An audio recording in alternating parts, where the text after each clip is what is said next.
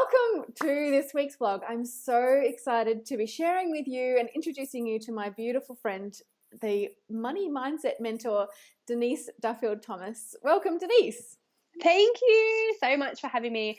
We've known each other for quite a few years now, and I have loved what you've done with your community, both with your food and horticultural and amazing garden blog stuff, and then with the art stuff as well. So I'm so excited to talk to your community more about money and money blocks and living an abundant life, because you've got it. Oh, well, thank you very much. Yeah.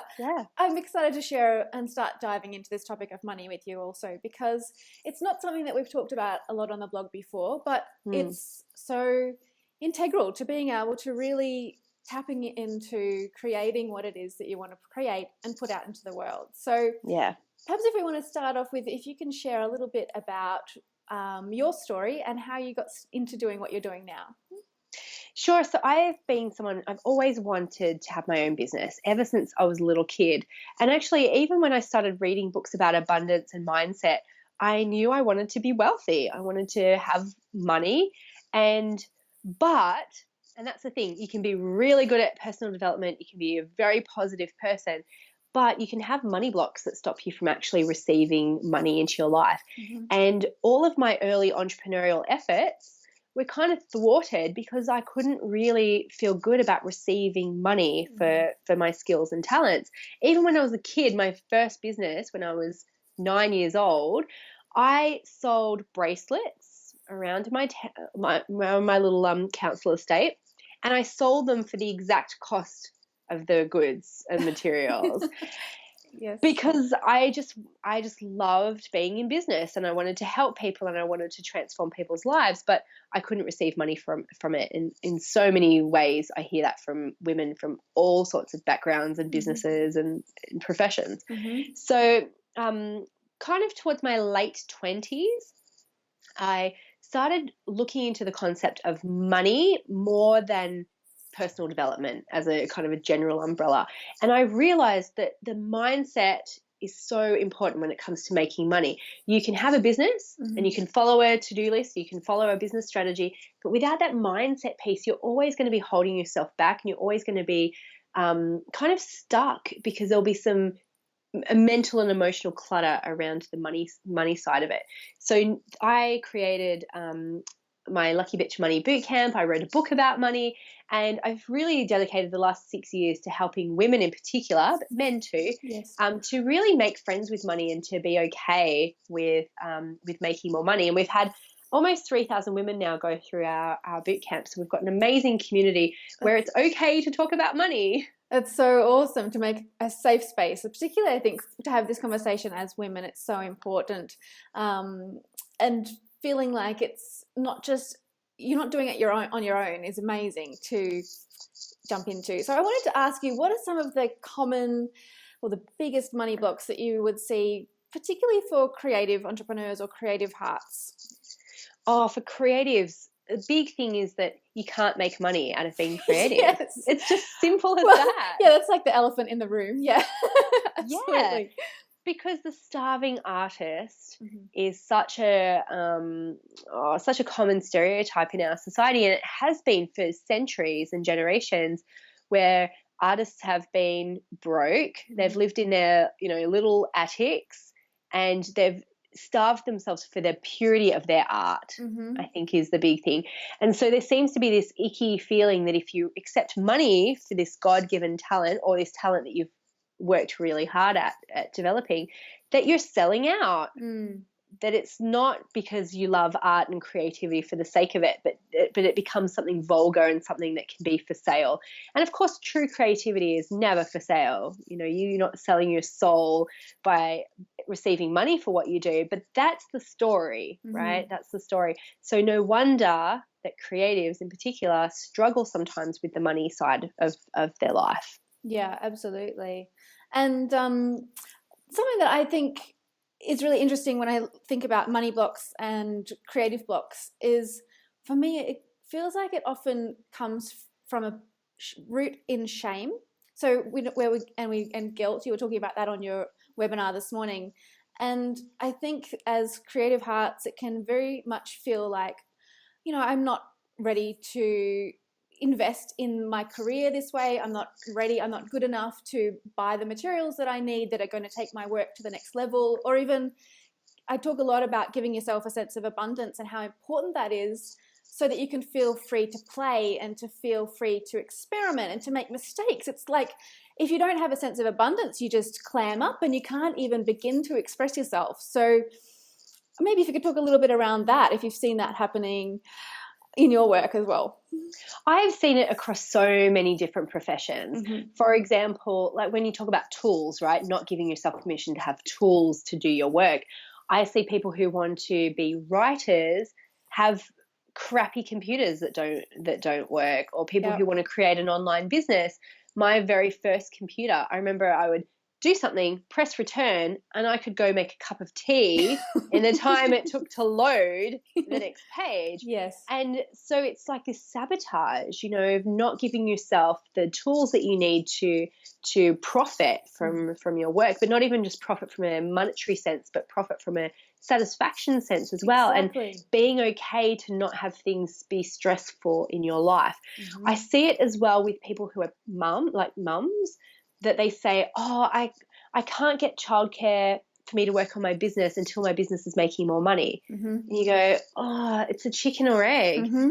You're not going to be able to make money in your business unless you carve out dedicated time and space for it, so you can work, so you can do that. And so sometimes there's almost a bit of a sacrifice up front where you have to have that leap of faith, because otherwise, if you're waiting, I'll be more creative.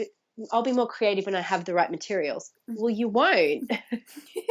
Yeah. Chicken or egg. Yeah, that's right. And I think the beautiful thing about your message as well is it's very much about beginning where you are and not having to wait till everything's perfect, but actually using what you've got and then using that momentum to start building what it is that you want to create. So it's funny you're talking about that example of creating space in your life. I've recently moved and we've found a new cleaner. And in the time that she was here cleaning the house, I was in the studio and completed a painting that I can sell for, X number of dollars and pay her $60 for 2 hours to clean the house.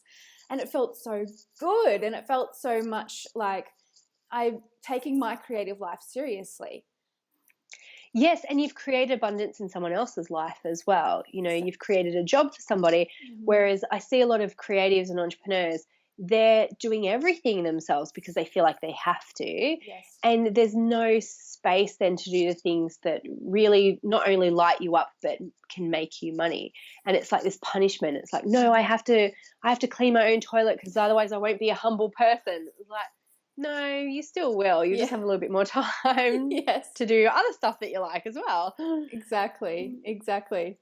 So I put the question out to my community about some questions that they would like to ask you. And the biggest one that came back was, okay, so I've found that I've got some money blocks.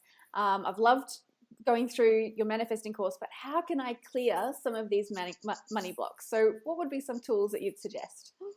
So the biggest tool that you have for clearing anything is awareness. Yes. And always, right? So if you can be aware of where your money blocks came from, and usually they came from your childhood or stories that you've created from incidences in your life. Mm-hmm. If you can be aware of that, then you can see those things for what they are, which is just pure story or pure BS or excuses sometimes, right?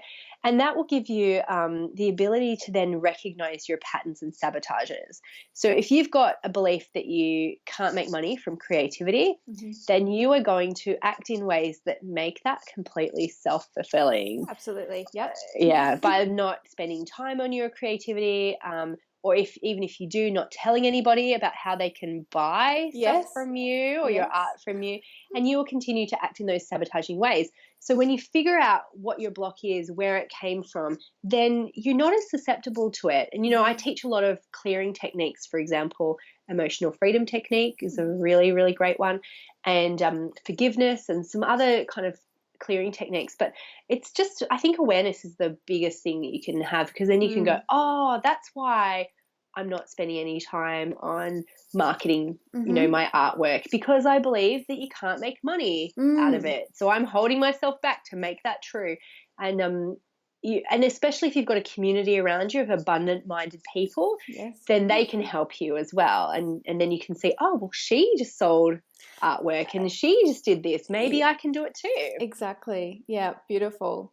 I remember, I just wanted to share a little story of, it ties in with this awareness of us when we spent a weekend together in Sydney and we went to that conference. I remember walking along the street and you were telling me about how you had, this is years ago now, and you'd been going through this experience of hiring your first assistant. And because you didn't want to come across as bossy, you didn't give her any tasks to do. And so, of course, she didn't do the tasks, and she had this free-for-all of time. And the way you told the story, though, for me, it really sunk in, because how you were relating to yourself in telling this story to me was just awareness about your pattern of hiring people and not wanting to be bossy, and then an absolute acceptance and real kindness to yourself for being where you were at. And I think every time I've got to hang out with you, that's the thing that comes through the strongest for me, is just how accepting you are of who you are.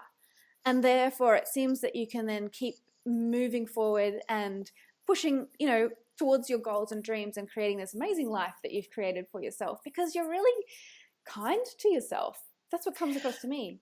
Yeah, you know what? That's a learned behavior for me. And it's something that I teach, which is unconditional love and acceptance, which for me, when I first read Louise Hay's books, and she talks about how self-love really unpacks everything. Yeah. And so when I started developing my money work, I thought, well, how can we apply that self-love to money? And how can we give ourselves permission? Because really that's what it's about. A lot of people have a long list of BS excuses about why they in particular aren't allowed to be successful or wealthy or even comfortable. And it all comes down to this feeling, this vague feeling that somehow I'm just not enough. I'm not smart enough, I'm not pretty enough, I'm not talented enough, I'm not connected enough, I'm not whatever it is. And so when we come into that, into those stories with that awareness of, you know what, despite all of those things, I deeply and completely love and accept myself. And that frees up so much stuff, because then you don't have to be perfect to be successful. You don't have to be perfect to receive money, because you're never going to be anyway. And that's totally cool. Yeah, and nobody is. And it creates that all of a sudden you can feel safe in your own skin just because you love yourself. And it's so transformative when you actually experience that technique that you do share with the tapping. And I found it really, really amazing. It does work. Yeah, it does. Yeah. And I don't know why exactly it does, but I think it's just more of that safety. And when you said safe in your own skin, that really resonated with me, because I'm just trying to teach people all the time, it's safe for you to have more money. It's safe for you to have more than you need. It's safe for you to be successful, because without that, it can feel really dangerous. We don't know why, but it feels like, oh, I've got this vague feeling that if I had more money, it wouldn't be a good and safe thing for me. So you have to almost trick yourself that, wow, it's safe for me to be more visible, especially if you're, say, an artist, right? It's like, oh, God, if I was more visible, people would criticize my work, or they wouldn't like it, or they'd tell me that I was talentless. And, you've got all these beliefs and stories about what that's going to be. And if you can just convince yourself, even if that were true, I'm just safe in my own skin and I love me, then that's all you need. Yes, it really, really is. I totally agree. Totally agree. And what was I going to say after that? Maybe you can riff about something while I think of what I was going to say. That whole thing about doesn't mean that you're never going to have critics. It just means that if that happens, you'll see, it might sting a little bit. You think, well, I like me, so that's okay. Like that's the most important thing, that I like myself. And then it's almost irrelevant if people like you or not, because then you can go, oh, well, that person doesn't like me, but I didn't die from that. So, hey, I like me, and that's more important than anything else. And being true to your own desires and being true to what it is that you want to put out into the world, and always coming back and checking into that heart center space to make sure that you're just coming to it from that place of wanting to express what's in my heart, and then all of a sudden it doesn't actually matter where it lands with other people. Wow, it's funny you should say that, because someone asked me about my business the other day, and I said I would do it even if nobody was around, because that's what I was like as a kid. We moved to this house that had a blackboard in it. Yes. And I would do lectures for my brother and my cousin. Yeah. And I've said to someone, I would do this anyway, even if no one was watching, or if I could just rope in one person. The fact that other people can see it and be moved by it, Yes. that is cherry on the top for me. Yeah. And it's the same with being a creative. You can't just do it for the money. You have to do it even if nobody would pay you, and still accept money for it. That's the key thing, right? It's like, I would do this anyway, and the fact that I can receive abundance from it, it just makes everything better. Yeah, absolutely. It makes me think a little bit about that phrase that beautiful Tara Moore says, and it's about unhooking from praise and criticism. So it means not doing it because you're looking for somebody to pat you on the back and go, oh, that's great. And every time you send out a newsletter, go, has anybody written back or commented or anything like that, which I do still do sometimes. But then on the flip side, not freaking out. It still hurts if you do get some criticism, but it's, it's just being able to check back into your own heart and live that fully expressed life, which needs resources, which is why it's great to be talking about money with you. Yes. And on that too, I haven't heard Tara talk about that bit.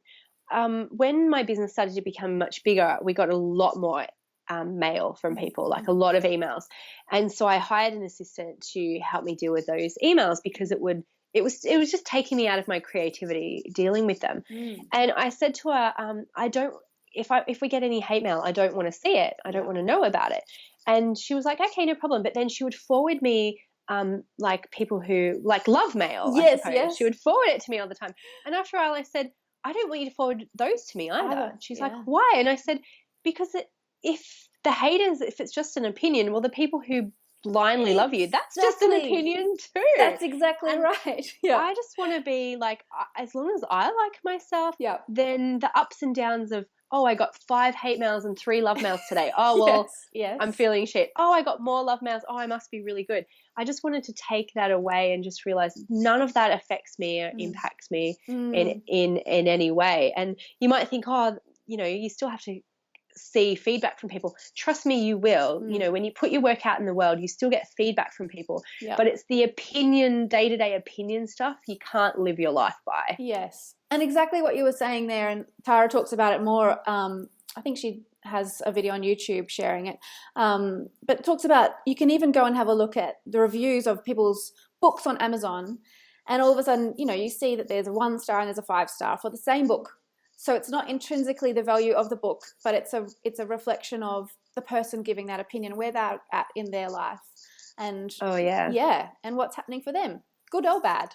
Absolutely. And you can go and see books that have sold millions and millions and millions of copies, and there will always be someone who has said, this is the worst book I've ever read. Yeah. And I was thinking about that too. I was thinking about that when I saw The Devil Wears Prada, and I think, is it Lauren Weisenberger, I think, who wrote it? And I thought, I hope she's not sitting at home crying over those 1-star reviews, because her book got made into a movie with Meryl Streep. Yes. Like, oh my God, think of that, how cool that is. Yes. But if she would have let that derail her, I mean, she's written tons of books since then.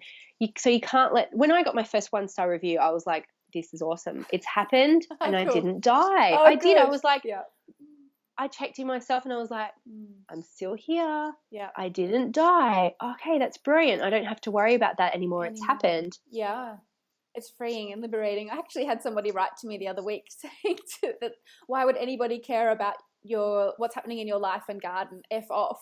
And I was like, well, okay, I'll just unsubscribe you for you, but similar, like, well, that's probably the worst thing that my mind throws up, that somebody could write back, and it's happened, and you didn't die. No, it was stung a little bit, but it was also amusing. Exactly. Yeah. So now, very exciting, the beautiful course that you've created, the Money Bootcamp course that you've been running now for, what is it, 5 years? Mm-hmm. Yes, is going into a live round again for the first time in 3 years. So maybe for our listeners who are not familiar with what the bootcamp is, and talk us through what's involved and what they could get out of it. Yeah, so I wanted to create a safe space for women especially, but there's a few guys in there, a safe space to talk about money and talk about our money fears, talk about our money blocks, share our sabotages and successes. I think that's important as well. Successes around pricing and income and upgrades and all sorts of cool stuff. So it's a 6-week program to help you identify your particular money block and to deal with it. But the truth is, because it's lifetime access, it's one of those things that you're never really truly done with your mindset. You know, you never get to a point you're like, tick, I am fixed and perfect with my mindset. I never have to do any work on this ever again. Yes. So we've created this amazing community where you can dip in and out of when you need to, when you're going to the next level, or maybe you want to increase your prices again, and all those old gremlins are kind of coming back. You've got that safe space to deal with it again. Now, when I first started the bootcamp, I did it live, which meant live calls. And to be honest, I'm a bit of an introvert, so doing that back to back, I just couldn't sustain it, you know. So I completely made the course a DIY, join at any time. You've got the community there, but you work through the lessons at your own pace. And this year, because there's so much transition going on with people and people feel like they're just freaking out a little bit, I've heard a lot of women freaking out about money, and it just felt like we needed to do a big mindset kind of shift again. So I'm going to do another live round of the boot camp, which starts the first week in November, which means live calls, 3,000 women doing it all together, all at the same time. Awesome. Yes, and the momentum of that is going to be amazing, which means you can clear all your stuff and go into 2017 with a fresh mindset. And if you join before the 27th of October, 9 p.m. Eastern US time, which is actually the next day for us in Australia. Yeah. But don't worry, there's a countdown timer on the sales page, but time zone stuff. You can save $500 off the price of the live version. So it's kind of, I like to give incentives for people, because I know sometimes we procrastinate doing stuff and taking action on things even that we know we need to do. Yes. So I always love creating things like early birds, because it helps people get off the fence sometimes, and it gives that little bit of urgency to do the things that you know you need to do. Totally. That sounds fantastic. And I wanted to share as well, because I would like to encourage people to sign up if they'd like to through my affiliate link. I'm offering my Flourish with Painting and Creativity online program as well. So Yay! people can clear their money blocks and their creative blocks at the same time, or I love it, independently, because again, lifetime access to both classes. So yay! And do you have a special link that you can tell people for that? Absolutely. So if you come over to nicolanewman.com/bootcamp, you will be able to scroll down, you'll find the link and all the details, and just simply click on that link, and then you will also receive Flourish. So I'm super excited to be offering that. It's valued at $750 US, so it's a lovely bonus to help inspire you in your creative life. Oh, I love that. And I think it's so important to do mindset work with almost any other course that you're doing. If people are thinking, oh, I'm already doing a business course, I don't have time to do another 2 courses. And you know what, I think with both of our courses, it's about life, and it's about, you know, enriching your life, and it's very complementary to other things that you might be doing.